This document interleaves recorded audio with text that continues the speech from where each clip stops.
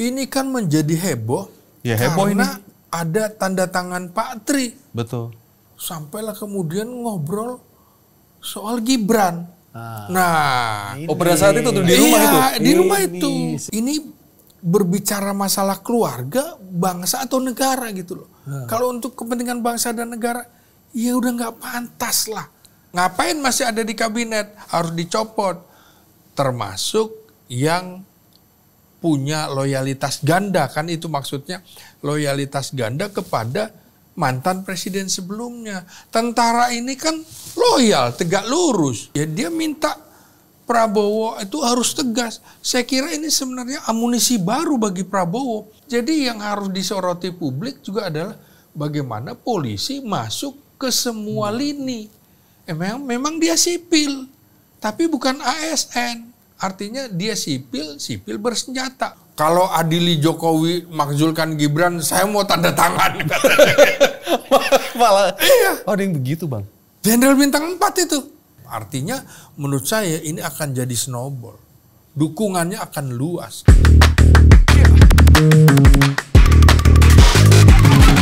Akhirnya konten bareng juga.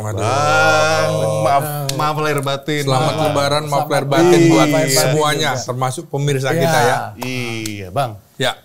Ini langsung aja. Langsung aja lah daripada karena kan semua udah tahu.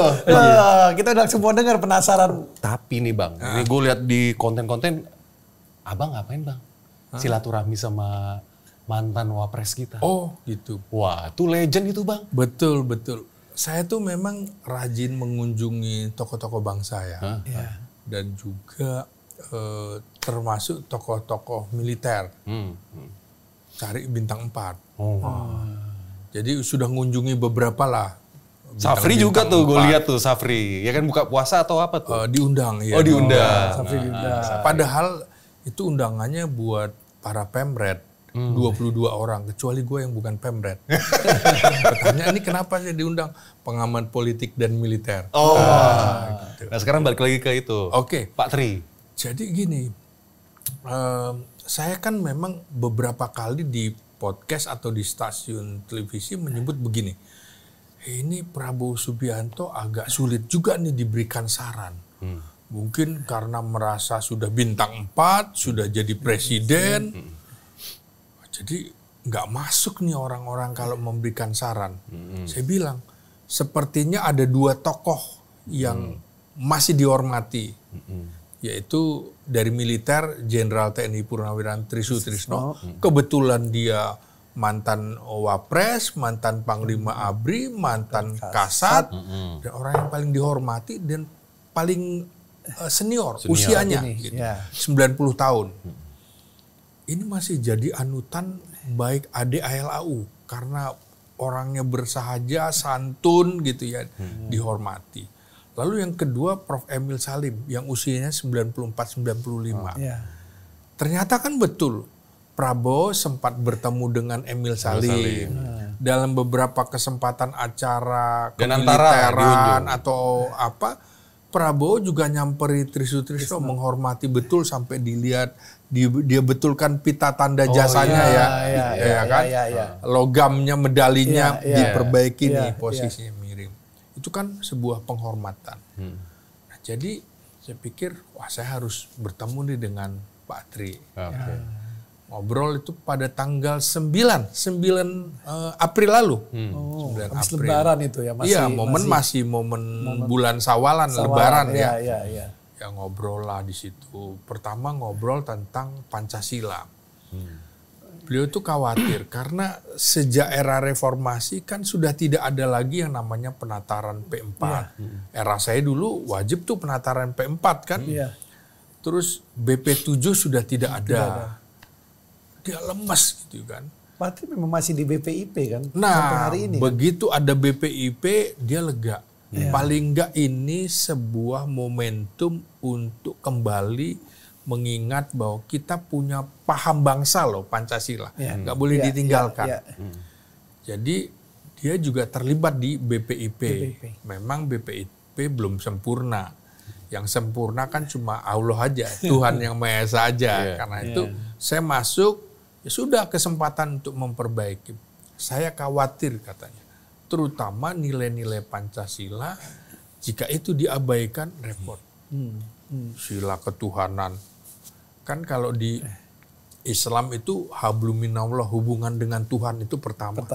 Terus hablum minanas itu hubungan kemanusiaan kan. Sila kedua kemanusiaan. Terus ukhuwah itu kan persatuan. Sila ketiga. Terus kerakyatan, hikmah, kebijaksanaan gitu. Keadilan sosial. Dia bilang ini Pancasila itu sama dengan nilai-nilai Islam. Karena itu kalau orang meyakini agama, dia juga pasti meyakini paham bangsa kita ini. Sama dengan kalau orang meyakini Pancasila, maka itu jalan untuk menjalankan agama sesuai dengan agama dan kepercayaan masing-masing. Kekhawatirannya terhadap generasi milenial ini yang maunya serba instan, dia kemukakan bahwa anak saya walaupun saya jenderal bintang 4, nggak ada tuh saya belikan sepeda motor, lari, pakai bus. Nah, kalau perlu saya harus agak keras. Karena pembentukan. Nah, kalau kita memanjakan anak, repot. Memanjakan anak. Sampailah kemudian ngobrol soal Gibran. Nah, pada saat itu tuh di rumah itu. Di rumah itu. Jadi beliau bilang juga, saya nggak habis pikir dengan Pak Jokowi ini. Harusnya sebagai presiden, jiwa kenegarawannya harus kuat, harus negarawan, harus orang yang memikirkan bangsa. Untuk kepentingan yang lebih besar, bukan untuk kepentingan keluarga. Ketika Gibran itu, gimana coba? Ini Patri ngomong sendiri nih ya. Patri ngomong seperti itu. Jadi ini berbicara masalah keluarga, bangsa atau negara gitu loh. Kalau untuk kepentingan bangsa dan negara, ya udah nggak pantas lah. Seperti berarti itu. pada waktu pertemuan itu memang sudah. Pak Patri itu mengutarakan itu ya? Sudah ngomong itu. Udah unek-unek dia. Iya sudah. Saya juga bilang, Pak Tri ini gimana? Sampai ngomong misalnya begini ya, soal undang-undang dasar yang asli. Saya bilang, kami ini tentara, sumpah prajuritnya, sabta marganya mengacu ke Undang-Undang Dasar 45 yang asli, bukan yang hasil amandemen. Jadi kalau Undang-Undang Dasar 45 itu ditiadakan, sama juga negara ini ditiadakan. Dia bercerita tentang masa Republik Indonesia Serikat, Undang-Undang Dasar 1950, UDS 50, masih bagus. Sampai kenapa saya 2 tahun nggak sekolah? Karena waktu itu serangan Nika Belanda, peristiwa 10 November. Dan kami anak-anak di Surabaya nggak sekolah itu. Saya sampai 2 tahun nggak sekolah. Saya jadi intel katanya. Intel anak-anak yang memberikan pesan ke para pejuang kita semuanya lewat kertas. Saya pakai peci katanya, dititipin di sini, di balik peci segala macam. Terus pengobatan untuk pejuang-pejuang kita, kudisan semua dulu katanya. Saya juga anak-anak kudisan. Gitu. Jadi saya udah berjuang. Saya udah seperti membantu tentara, ya mungkin kemudian Tuhan memberikan anugerah saya menjadi tentara karena niat untuk berjuang bagi bangsa dan negara. Jadi saya tetap ingat bagaimana anak-anak itu harus berjuang untuk bangsa dan negaranya. Ada prosesnya. Ada proses. Ya. Tiba-tiba Jokowi anaknya menjadi wapres, saya geleng-geleng kepala. Jadi menurut Pak Tri, ada 6 orang. Prabowo dengan Gibran. Prabowo-nya nggak ada masalah. Anies dengan Caimin nggak ada masalah. Kemudian Ganjar dengan Mahfud nggak ada masalah. Yang dia masalahkan Gibran ini. Artinya siapapun yang menang nggak ada masalah gitu kan. Ini kontestasi. Orang-orang ini sudah melalui proses panjang semuanya. Tapi yang ini nggak bisa. Jadi ini menurut saya nggak ada kenegarawanan di Jokowi di situ. Kaget juga saya bahas seperti itu. Nah, ini belum menyambung ini yang tuntutan 300 jenderal itu ini masih Iya. di rumahnya nih, Iya. rumah beliau ini. Makanya Nggak ada itu. Dan dia belum nggak bahas ke Pada saat Bang saya Ginting ngobrol tuh. nggak ada. belum Bahasa ada itu cerita-cerita. nggak ada. Dan Bang Ginting nggak tahu itu kan. Nggak kejadian. tahu sama sekali. Itu kita bikin penasaran ya. Habis dia dari sana tiba-tiba Iya, itu kan tanggal 9 ya. Kemudian mereka mau buat pertemuan itu kan tanggal 17. Artinya persis 1 pekan setelah saya bertemu kan. Nah itu rupanya sebelum Lebaran mereka sudah bertemu sama Pak Tri. Jadi prosesnya itu sejak awal Februari. Purnawirawan. Jadi kan ada 103 jenderal angkatan darat, ya kan. Kemudian 75 laksamana angkatan laut, ya kan. Dan juga sekitar 67 marskal angkatan udara. Berarti yang laksamana kan juga termasuk jenderal marinir kan, karena marinir pakai pangkatan sama angkatan darat jenderal plus 91 kolonel. Berarti kan hitungannya 200-an perwira tinggi plus 91 kolonel kan. Tapi ini Pak Patri nggak cerita kan ini soal waktu? Nggak cerita sama sekali. Oh, oke. Sama sekali saya nggak ngomongin itu. Tapi begitu deklarasi, kaget ada nama Pak Tri. Tapi begitu ngelihat poin-poinnya, kok sama ini poinnya kan? Itu kan yang saya baca itu kan ada 8 poin nih. Ini coba deh. Oke. Ini kita dalamnya ya. Oke. Nih ya. Ini ada 8 nih. Ini menarik nih. Pernyataan sikap purnawirawan prajurit TNI.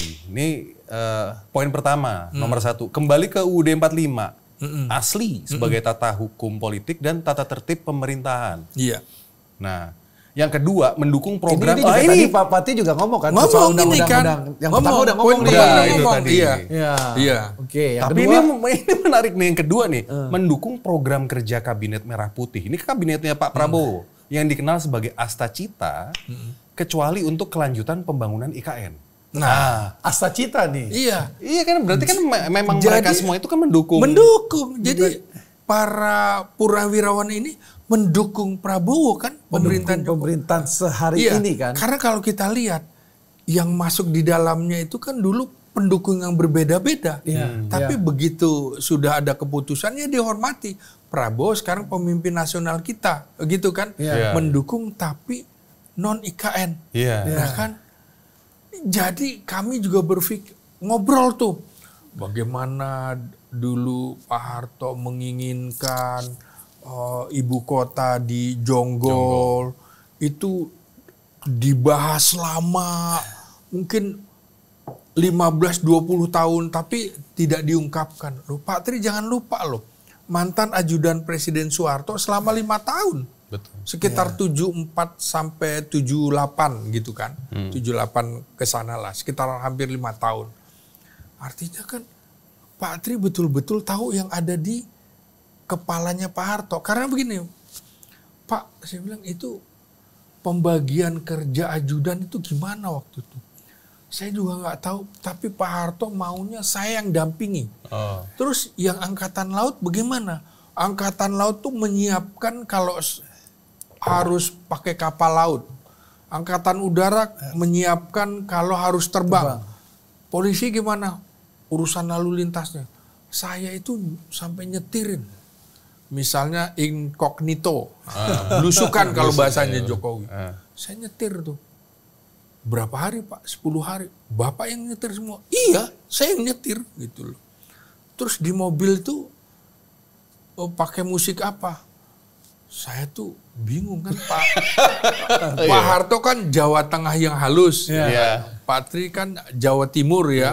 Surabayaan. Saya setel musiknya Surabayaan gitu. Saya takut dimarahin. Ya nggak apa-apa Tri. Nggak apa-apa kamu, yang penting supaya kamu fokus enak nyetirnya begitu ya. Nah, terus kembali lagi soal ke IKN. Jadi akhirnya mungkin Pak Tri juga berpikir, kok beda ya dengan Pak Harto, jauh dipikirkan dari sisi pertahanan, keamanannya segala macam. Ini kan tiba-tiba IKN, sesuatu yang dadakan. Mau kayak disulap gitu jadi. Iya, artinya tidak direncanakan dengan matang. Kira-kira yang saya tangkap itu dari Pak Tri.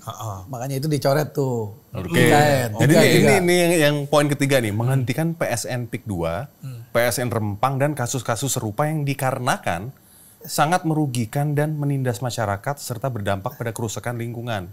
Oh, ini masalah PSN 2 itu ya? Oke. Ya kalau itu kan kami berpikir ini negara hampir semua negara tidak stabil. Kita harus menyiapkan segala perangkat gitu kan. Tapi tidak membahas PSN. Oh, yang pada waktu itu ya? Tapi harus negara ini harus mempersiapkan kemungkinan perang dan segala macam. Saya kan korban. Iya. Baru saja Indonesia merdeka 17 Agustus 1945, kok ada serangan November ya kan? Artinya 2-3 bulan kemudian kan? 3 bulan kemudian ada serangan dari penjajah. Jadi yang diingatkan oleh Pak Tri kira-kira gini loh. Penjajah itu tidak akan ikhlas terhadap kita. Pasti akan kembali terus. Buktinya Belanda setelah serangan ke Surabaya terus ada agresi militer kan. 1-2 dari 48, 47 sampai dengan 49. Artinya kan nggak selesai. Karena itu kewaspadaan nasional itu harus ada pada pimpinan negara kita. Bang, yang menarik buat saya nih Sing ya. Ini kan hampir 300 purnawirawan nih.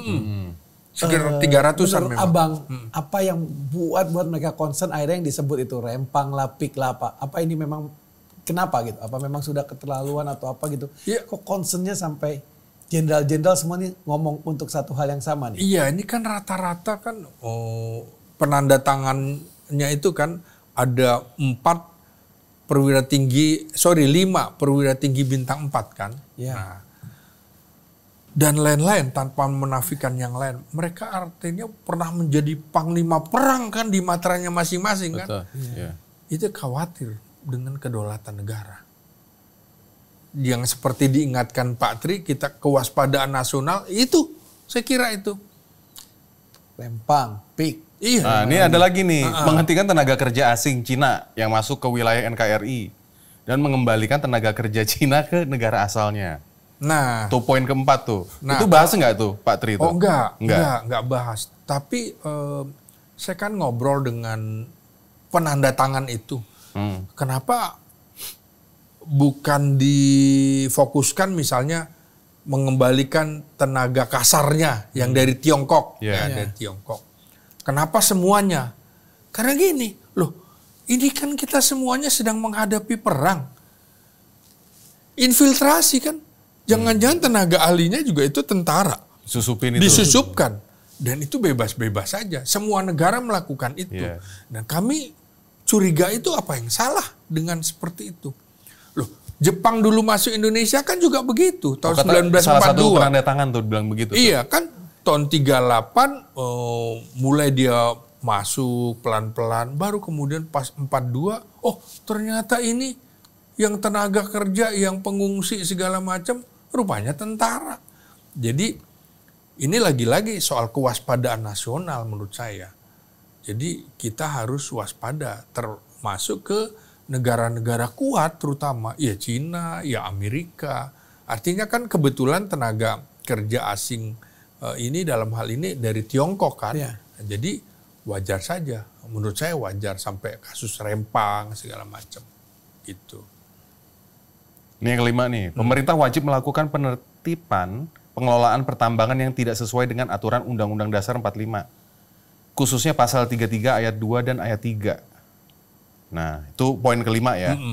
Nah, ini yang poin keenam nih, melakukan reshuffle kepada para menteri yang sangat diduga, ini masih diduga nih, telah melakukan kejahatan korupsi dan mengembalikan dan mengambil tindakan tegas kepada para pejabat dan aparat negara yang terkait dengan kepentingan mantan presiden. Ini tuh spesifik loh. Nah, iya. Mantan presiden RI ke-7, Pak Joko Widodo. Nah, itu ini apa itu? Tentara lagi gitu yang ngelihat bahwa ini menteri-menteri, kalau kita kan orang umum kan nggak bisa lihat. Pasti kan mereka kan akses untuk mendengar apa yang dilakukan menteri-menteri ini kan jauh lebih lebih tajam dari kita kan. Mereka panglima bintang 4. Apa yang mereka lihat sebenarnya? Jadi menurut saya gini, barangkali kalau yang tentara yang aktif agak susah dia mengemukakan. Makanya organisasi-organisasi pensiunan atau purnawirawan kan banyak. Ada Pepabri, Persatuan Purnawirawan ABRI, di situ TNI dan Polri kan gabung. Ada Persatuan Purnawirawan Angkatan Darat PPAD, Persatuan Purnawirawan Angkatan Laut PPAL, Persatuan Purnawirawan Angkatan Udara PPAU. Nah, itu mungkin lembaganya formal, agak susah.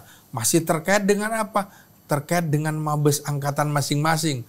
Maka mereka sepertinya membuat forum pribadi-pribadi kami. Tidak menjadi bagian dari Pepabri, PPAD, PPAL maupun PPAU. Sehingga dia bisa melihatnya jernih. Alasan mereka kan juga gini. Usia kami rata-rata sudah kepala 7, kepala 8 nih. Ini kan tinggal usia yang dipanggil Allah Subhanahu wa Ta'ala aja kan. Tapi kami adalah patriot yang tidak kenal menyerah.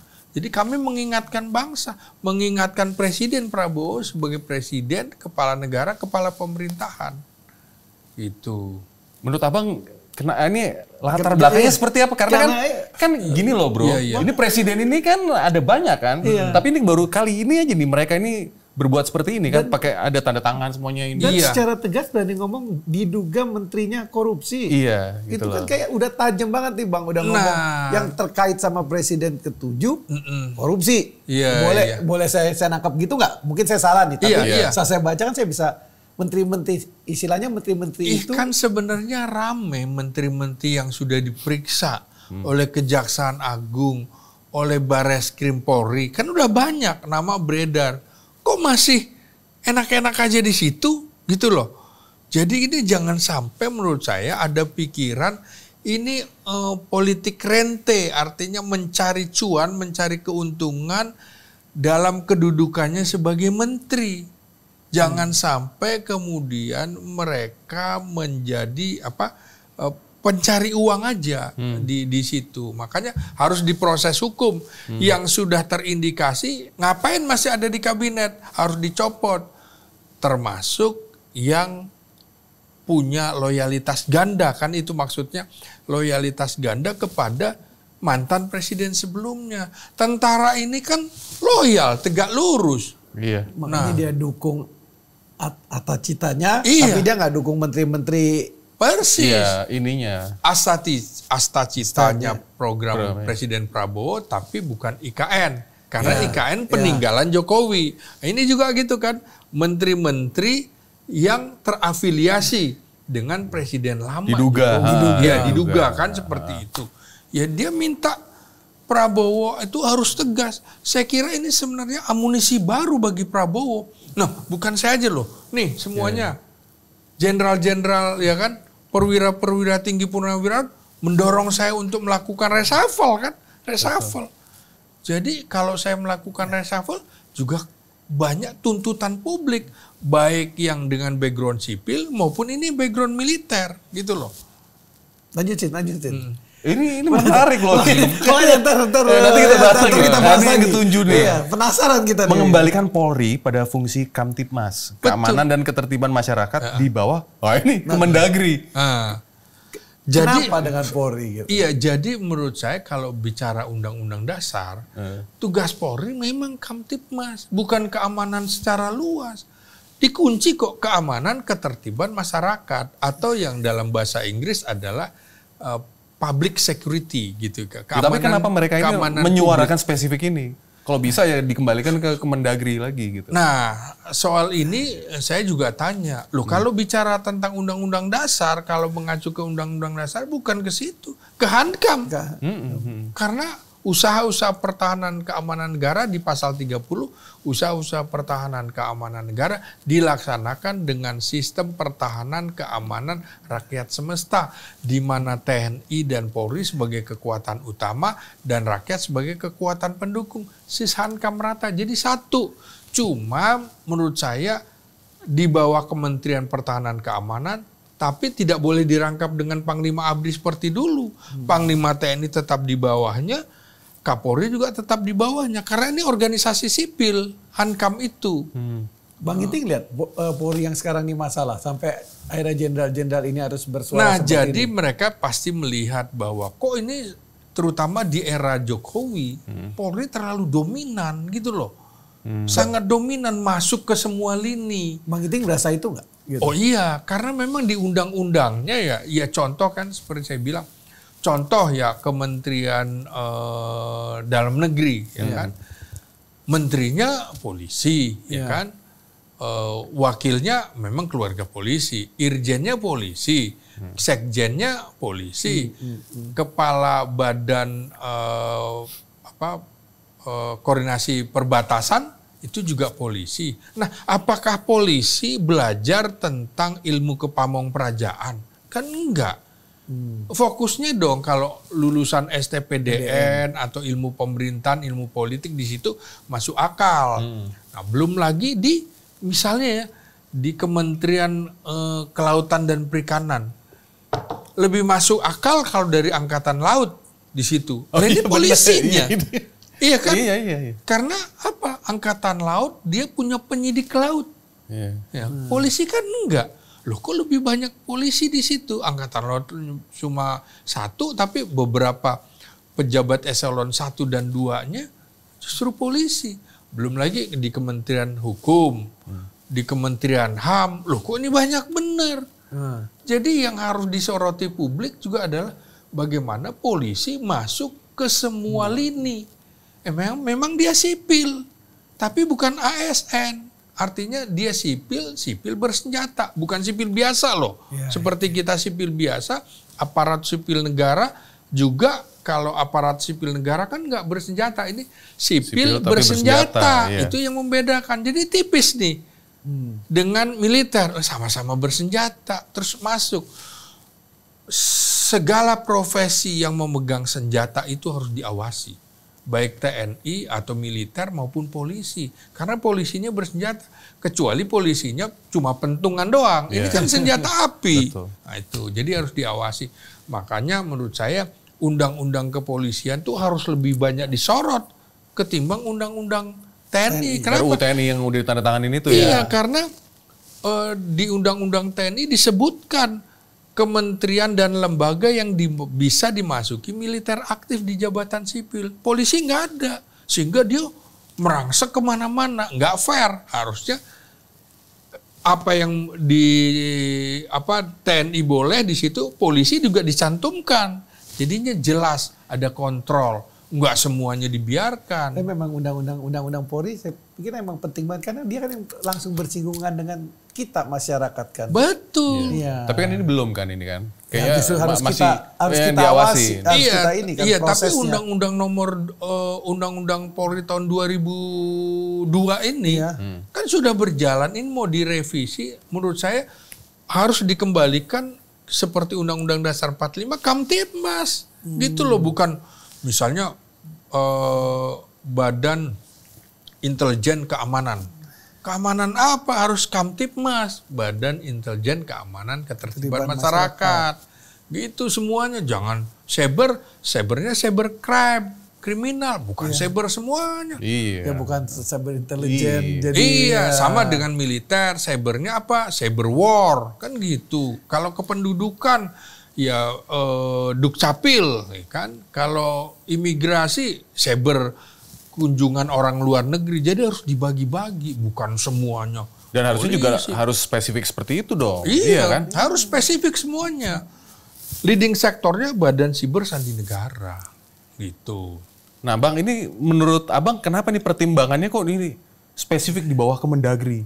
Nah ini para jenderal itu ngelihatnya seperti apa tuh? Nah ini juga menurut saya, ini kan masih, terutama menurut saya sih Kamtibmasnya dulu. Bukan Kemendagrinya, itu kan masih bisa perdebatan yang seperti saya bilang solusinya adalah Kementerian Hankam seperti perintah undang-undang. Itu pilihan lah antara mau ke pilihan. Karena gini ya. Tapi dia udah dituangin seperti ini kan. Berarti dia udah sepakat itu kan. Kalau keamanan dalam negeri itu luas. Keamanan dalam negeri, Kamtibmas itu bagian dari keamanan dalam negeri.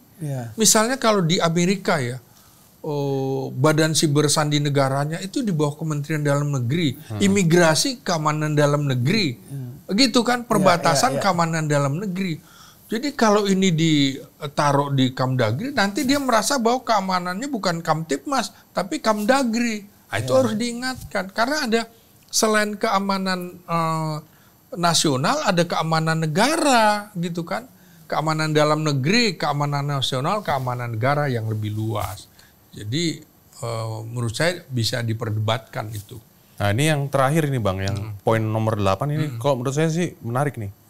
Mengusulkan pergantian wakil presiden kepada MPR. Karena keputusan MK terhadap pasal 169 huruf Q Undang-Undang Pemilu telah melanggar hukum acara MK dan Undang-Undang Kekuasaan Kehakiman. Nah ini kenapa nih Bang? Mereka sampai memikirkan, memikirkan seperti itu tuh. Iya. Nah mungkin orang nggak berani gitu. Kalau tentara ini kan nggak ada takutnya kan. Jadi usulkan aja. Dan ini sebenarnya seperti saya bilang amunisi bagi Prabowo. Dia mendukung Prabowo. Ini negara besar. Kasihan Prabowo didampingi oleh orang yang nggak layak, kan seperti itu. Dia kan tidak mempermasalahkan Prabowo-nya. Nggak ada tuh dari poin 1 sampai 8. Makanya kenapa para senior itu menganggap bahwa pendampingnya Pak Prabowo itu nggak layak gitu loh. Ya. Pak Tri kan sampai bicara, coba yuk kita simak masing-masing. Muhammad Hatta kurang hebat apa gitu kan. Ya kan. Ya kemudian Sri Sultan Hamengkubuwono IX, orang yang dihormati. Raja Jawa tapi bersahaja luar biasa pikirannya. Ada Malik, apa?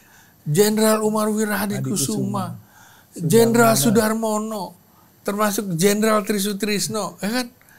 Lalu Profesor Habibie, hebat-hebat semua. Jenjang istilahnya apa yang mereka sudah lakukan itu semua bisa dilihat panjang. Ada Megawati, dia pimpinan partai besar.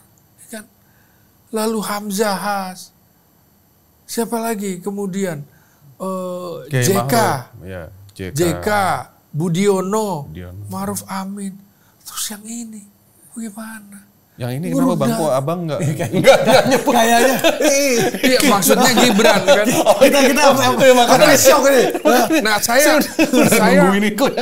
saya menyimak apa yang dikemukakan oleh Letnan Jenderal Marinir Purnawirawan Soeharto. Itu mantan komandan Korps Marinir. Dia bilang gini, saya ini lulusan AAL 1969. Saya masuk AAL dari tahun 1965. Di mana kira-kira Jokowi itu waktu itu baru 4 tahun, kelahiran 61. Terus tahu-tahu saya harus hormat sama anaknya yang nggak punya prestasi apa-apa. Bagaimana saya mau ngangkat hormat sama wapres seperti itu? Itu kata Letnan Jenderal Marinir Soeharto. Jadi yang benar aja dong. Wakil presiden kita kayak gitu. Yang benar aja. Gitu loh. Kalau saya hormat pada Presiden Prabowo, ya track recordnya. Ya wajar gitu loh. Panjang perjalanannya. Melalui lika-liku, berapa kali gagal segala. Ada proses yang panjang. Ini proses apa? 2 tahun jadi wali kota, itu juga aneh menjadi wali kota.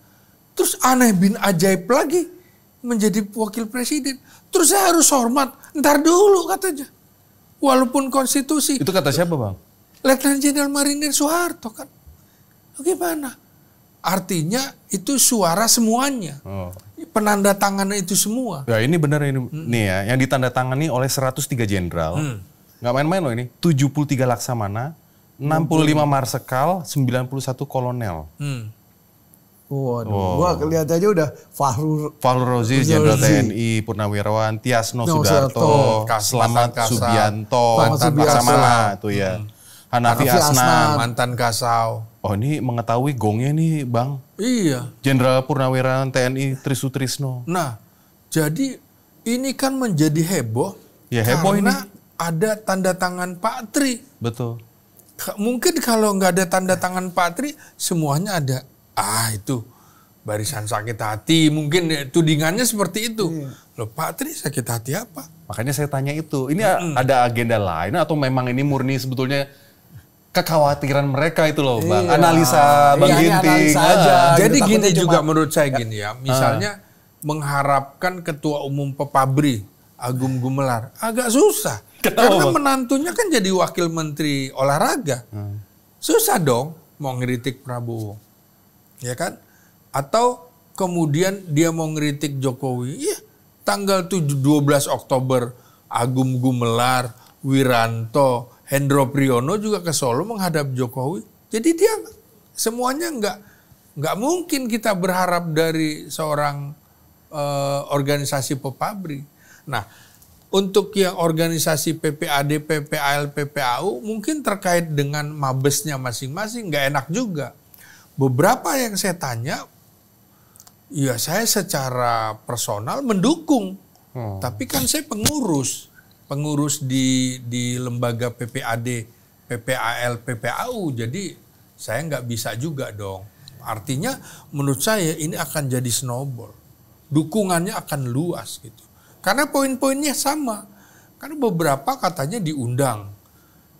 Tidak hadir begitu lihat pengumuman. Oh, ada yang bilang bahkan begini ke WA saya.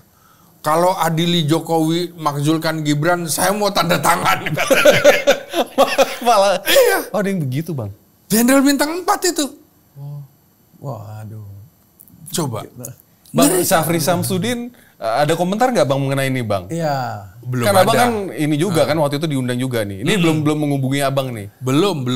Buat ada think tank atau apa ini. Iya, tapi kan ada agenda apa sih ini Bang sebetulnya di kan balik ini? persoalannya kan Kementerian Pertahanan kan bagian dari pemerintah kan. Iya. Ya pasti nggak enak. Apalagi militer aktif. Kan militer aktif boleh berpolitik tapi politik negara. Yang nggak boleh politik praktis. Nah, saya tanyakan juga nih ke penanda tangan. Ini politik praktis atau apa nih? Iya. Ada agenda apa ini? Iya, ini politik negara katanya. Tapi ada orang yang bilang ini mengcounter banyaknya orang-orang yang pada main-main ke Solo. Gimana tuh Bang? Bisa jadi karena mengingatkan, loh itu kok ada matahari kembar, kok menghadapnya ke Solo. Ada yang malah di TikTok saya lihat, wah ini matahari kembar tapi kok sekarang Indonesianya gelap gitu Bang. Oh gitu ya? Harusnya mataharinya 2, harusnya terang. Iya harusnya kan terang kan. Justru dengan adanya matahari kembar itu, sinar bertemu sinar. Jadi silau. Jadi gelap justru. Jadi Indonesia akan terang kalau tidak ada 2 matahari kembar. Ini sebelum karena pertarungan itu. Ini sebelum ke Solo tadi ini kita tuntasin dulu nih masalah yang 300 jenderal ini. Berarti ini sebetulnya menurut analisa Abang nih, ini sebetulnya nggak ada agenda di balik apapun ini. Kalau pengakuan mereka ini bagian dari politik negara, kekhawatiran terhadap kehidupan bangsa dan negara. Situasi sekarang. Situasinya. Ini mengingatkan kita pada era Orde Baru ada yang namanya forum komunikasi juga. Jenderal-jenderal juga mengingatkan kepada Presiden Soeharto dulu. Iya, waktu itu. Dan itu para mantan Kasat, Kasau juga.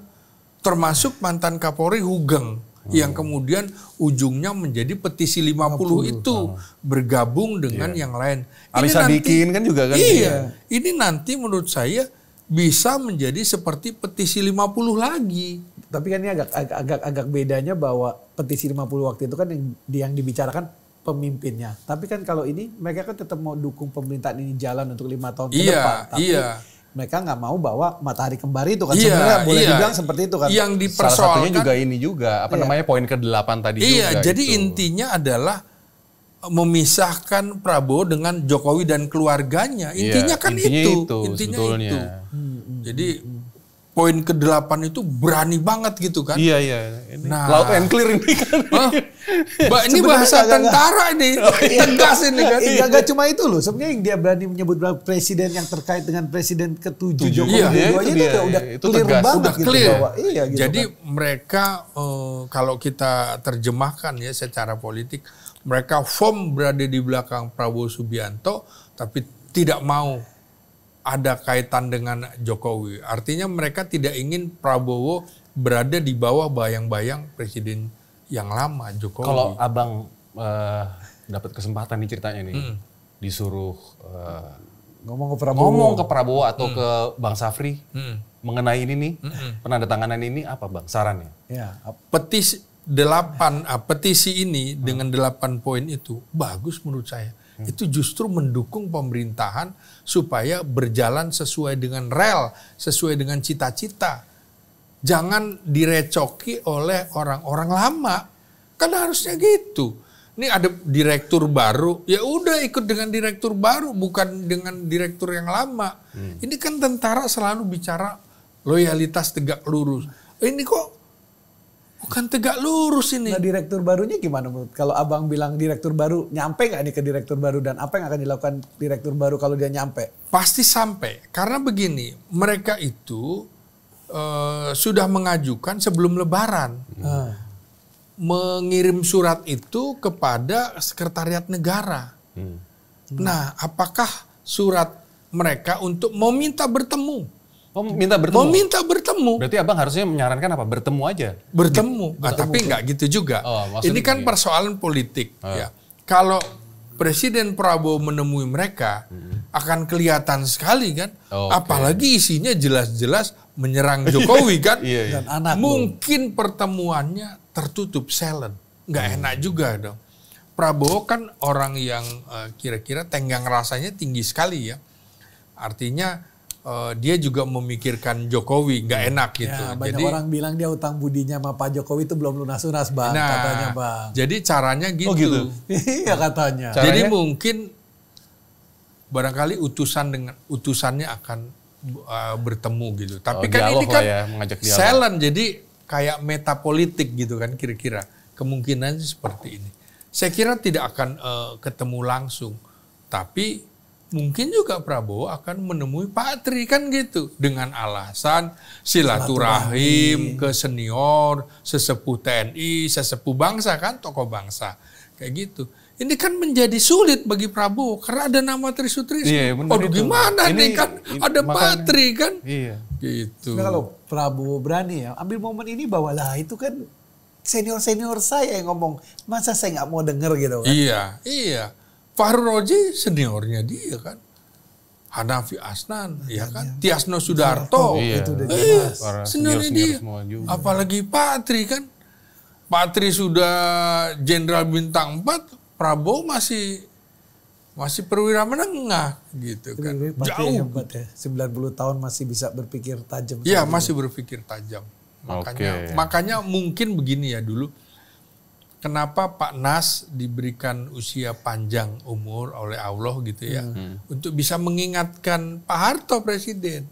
Nah ini juga mungkin Pak Tri diberikan usia panjang supaya bisa mengingatkan adiknya yang menjadi presiden. Soeharto kan adiknya Nasution kan kira-kira gitu. Jadi seperti Nasution bilang, yang penting saya udah ngomong. Mau dilaksanakan mau enggak, terserah dia.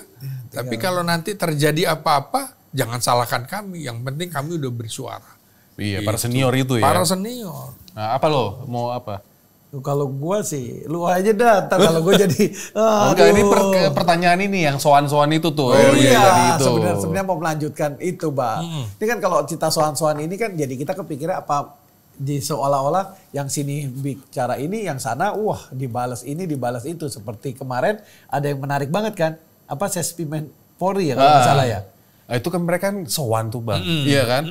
Itu kan ada di TikTok tuh kan. Sowan tapi kok tiba-tiba hilang. Nggak lama itu postingannya hilang. Gitu. Nah menurut saya gini ya. Itu sesuatu yang kontroversi sekali.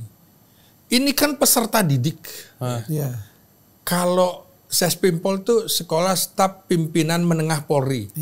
Itu dalam rangka untuk mendapatkan pangkat kombes nantinya persyaratannya itu. Kalau di TNI namanya Sekolah Staf dan Komando Angkatan Darat, Sekolah Staf dan Komando Angkatan Laut, Sekolah Staf dan Komando Angkatan Udara. Dan itu rata-rata setelah lulus dapat magister. Jadi Magister Terapan Operasi Darat, Magister Terapan Operasi Laut, Magister Terapan Strategi Operasi Udara. Jadi selevel S2 kan gitu. Nah kira-kira polisinya juga gini. Yang masalah kan ada. Pada saat Jokowi sedang disorot secara nasional dan internasional soal pendidikannya, soal ijazahnya. Kok peserta didik ini datang ke tempat orang yang ijazahnya diragukan? Silaturahmi kan banyak yang ngomong juga orang cuma silaturahmi. Iya silaturahmi. Sekarang gini, Jokowi itu polisi bukan, TNI bukan. Ya. Kan mantan panglima tertinggi. Oh nggak bisa. Gimana? Jadi persoalannya menurut saya kalau memang ke tempat Jokowi berarti nantinya harus ada ke tempat Megawati dong. Oh gitu. Mantan presiden Megawati, SBY juga mantan gitu. presiden SBY. Kita tunggu aja. Akan nggak berkunjung situ? Enggak mungkin. Anggap lagi tamu yang menarik yang kita bisa omongin. Iya.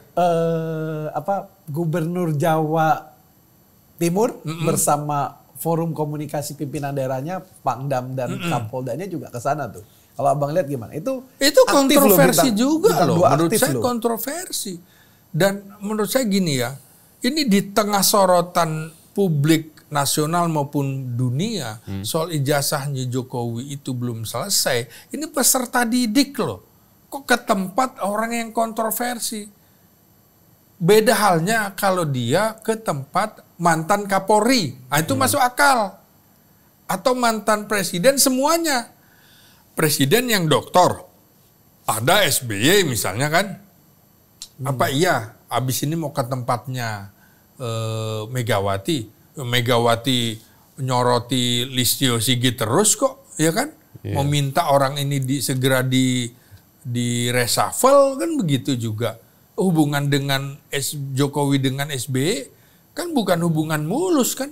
Ketika ada pembegalan Partai Demokrat itu, apa iya SBY nggak melihat bahwa aktor di balik itu diduga adalah Jokowi? Jadi menurut saya aneh itu. Makanya menurut saya ini kan terkait juga dengan hubungan kedekatan Kapolri Listio Sigit Prabowo dengan Jokowi sangat erat sekali. Maka kemudian saya bilang, kalau gitu copot aja sekarang Kapolri. Kok nggak sensitif sih? Nah, akhirnya balik lagi ntar orang bilang Prabowo kan yang harusnya mencopot. Iya, Prabowo bisa mencopot itu menurut saya. Loh, tapi yang menarik itu setelah berkunjung, tapi kok ini postingannya hilang. Nah itu ada apa tuh Bang? Nah iya kan begitu hilangkan jadi merasa bahwa ini kontroversi kan. Benar. Tepat atau apa mungkin kan? Seperti saya bilang. Itu yang diuntungkan siapa sih Bang? Yang diuntungkan. Dengan hilangnya postingan ini? Yang diuntungkan ya publik. Justru publik ini, berarti ada sesuatu yang aneh. Gitu? Iya. Gitu. Kalau enggak ngapain juga diumpet-umpetin. Malah ada teman yang ngomong, ala itu mah keteledoran aja. Memang mungkin jangan-jangan udah banyak kali yang kayak begitu berkunjung ke Solo yang kita nggak tahu. Nah, bisa jadi. Jadi sama dengan tadi pimpinan daerah Jawa Timur ke sana. Kan jadi aneh. Kan lagi-lagi coba Khofifah dia sebelumnya mengunjungi Jokowi kan dia bilang kami ingin minta pendapat dari mantan Presiden Jokowi terkait dengan kondisi geoekonomi yang berubah seperti sekarang. Memang Jokowi siapa? Harusnya kan ke Presiden Prabowo yang mengikuti perkembangan sekarang bukan Jokowi. Dan yang dibawa Pangdam dan Kapolda lagi. Nah menurut Abang ini sebetulnya perasaannya 08 gimana nih ngeliat pemberitaan seperti ini gitu loh? Nah ini kan orang Sandi Yuda jadi dia bisa menyembunyikan kekecewaan gitu. Jadi kan juga aneh kalau dilihat ya misalnya Pangdam Brawijaya. Ini kan mantan ajudan Presiden Jokowi yang tiba-tiba melejit jadi Pangdam. Ini sangat muda loh. Pangdam lulusan 97 aneh. Kenaikannya juga aneh. Ini kan bagi saya harusnya publik melihat bahwa Jokowi selama 10 tahun pemerintahannya termasuk yang merusak merit system, meritokrasi di lingkungan militer dan terutama kepolisian. Listio itu kan dari Idam Aziz yang 88A tiba-tiba 91. Kan berarti melampaui siapa? 88B, 89, 90 dan 91. 3-4 angkatan. Nah, sebelumnya Tito Karnavian dari Badrodin Haiti yang 82, Tito 87. Berapa? 83, 84, 85, 86, 87. 5 angkatan, tadi 4 angkatan. Berarti ada 8-9 angkatan polisi yang lompat sekarang. Rusak nih sistemnya sekarang. Harusnya Prabowo menormalisasi. Copot itu. Kok malah mendorong siswa pendidikan Sespimen itu supaya masuk ke politik praktis. Ini kan bukan pejabat negara lagi Jokowi. Harusnya berkunjung ke presiden. atau mengunjungi minta petuah dari mantan Kapolri masuk akal. Atau Bang, ada saya baca juga di TikTok Bang. Iya. Kalau emang mau berkunjung ke Solo silahkan, tapi jangan pakai seragam begitu gitu loh Bang. Menurut Abang gimana tuh Bang? Iya, harusnya juga sudah tidak layak. Ini kan pernyataan SBY di SBY Institute mengatakan mantan pejabat itu harus tahu menempatkan diri, baik ucapan, tindakan, kegiatannya. Kita tahu nih arahnya ke Solo kan, sama dengan waktu itu dia berbicara ke jangan sampai ada matahari kembar. Semuanya ke sana kan. Karena menteri-menterinya enggak, karena gini emang bener juga karena apa, pada waktu Pak Jokowi 2 periode loh ini jadi presiden, kan nggak rame juga di Cikeas, kan ada yang bererotan semuanya. Iya kan, emang ada menteri ke Cikeas. Enggak kayak pasar malam. Pak SBY tertib loh itu. Oh, lebih tertib dia. Makanya balik lagi ke tuntutan 8 jenderal itu ya kan udah jelas tuh menterinya yang terkait dengan terafiliasi dengan Jokowi diduga korupsi, diduga terafiliasi dengan. Saya kira semakin mengkonfirmasi ya, misalnya siswa peserta didik Sespi Polri ke sana, apa iya tidak ada izin Kapolri? Ada izin Kapolri dong. Memang harus ada izin Kapolri ya Bang? Ada izin, nggak bisa sembarangan. Harus ada izin kayak gitu, nggak bisa nyelonong aja gitu kayak nggak kita. Bisa. Kalau Pak Kapolri tiba-tiba kecolongan Bang? Ya nggak bisa. Jangan-jangan udah dari tempat wisata kali. Itu kan kalau mau kunjungan. Kalau ke Solo kita bisa ke sana. Iya, kalau kunjungan pariwisata nggak ada masalah. Lu mau ke kebun binatang, mana ada taman satwa, taman safari nggak masalah. Tapi ini. Tapi menteri-menteri loh, malah wartawan kan nanya, oh itu bos saya, mantan bos saya. Masih jadi bos saya, ada yang bilang begitu juga kan. Iya, makanya dalam daftar kita nih nunggu nih hari ini nih. Kan 20 April persis 6 bulan pemerintahan Prabowo Subianto. Pas hari Minggu gitu kan. Jadi hari aktifnya kan Senin ini 21 April. Kita tunggu ini. Pas 6 bulan. Pas 6 bulan. 100 hari udah terlewati dulu kan. Iya. Menurut saya sih sesungguhnya nih ya, sudah terjadi reshuffle kabinet. Nah, gimana analisisnya ini? Begini, Prabowo mengumumkan, Istana mengumumkan bahwa Menteri Sekretaris Negara Prasetyo menjadi juru bicara Presiden. Padahal kan ada Kepala Kantor Komunikasi Kepresidenan. Oh, yang kepala babi dimasak itu Bang? Iya. Nah, kenapa, itu Bang? caranya seperti itu. Jadi pelan-pelan. Sama dengan Prabowo memanggil wakil menteri koperasi. Karena menteri koperasinya adalah siapa? Siapa Bang? Budi Ari. Jadi cara Prabowo saya perhatikan, oh seperti ini. Sandi Yuda itu. Nah, kira-kira gaya Jawa juga. Kalau gaya Medan kira-kira berhenti loh. Makanya. Tapi kan di kita kan nggak ada. Saya mundur kan nggak ada. Maju terus pantang mundur, nggak tahu malu. Apalagi kan itu PCO itu kan sebetulnya kan akhir-akhir masa Pak Jokowi menjabat kan, itu kan baru ada kan. Loh iya, ini kan diduga juga terafiliasi ke Jokowi. Kan begitu. Kalau kita lihat ya sama dengan loyalis Jokowi dia. Iya, track recordnya kan kelihatan. Kalau kita lihat ya, saya melihatnya begini ya. Oh, Prabowo menempatkan orang-orang dekatnya menempel ke menteri-menteri yang kontroversi. Bang, malah nggak dibilang Prabowo penakut Bang, yang udah kayak gitu mah harusnya. Ini kan memang Jawa style Jawa nih Bang. Yang dihadapi orang Jawa harus dihadapi dengan cara Jawa juga gitu. Tadi nggak mau karena udah 2 kali loh tempur hadap-hadapan kan kalah. Iya, jadi cara para komando yang berhadapan-hadapan langsung nggak bisa. Cara Sandi Yuda masuk ke wilayah musuh, menyatu dengan musuh. Kira-kira begitu.